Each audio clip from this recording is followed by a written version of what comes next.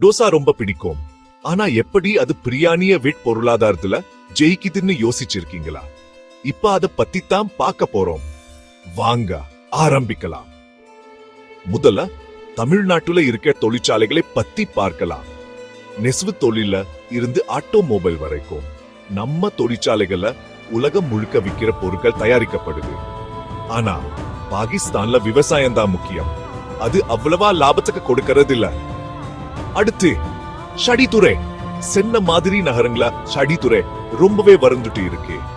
சாம்பாரோ silicon வேலி மாதிரி நினைச்சுக்கோங்க. பாகிஸ்தான்லயும் ஷடித்துறை வறந்துட்டு தான் இருக்கு. ஆனா நம்மள் மாதிரி இல்ல. இன்னொன்னு சுற்றுலா.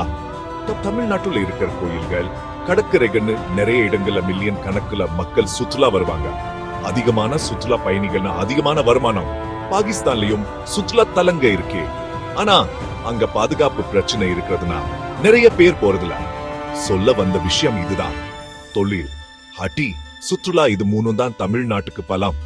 இன்னும் நிறைய விஷயங்கள் தெரிஞ்சுக்கணுமா? மறக்காம சப்ஸ்கிரைப் பண்ணி எங்களோட சேர்ந்து பயணிங்க.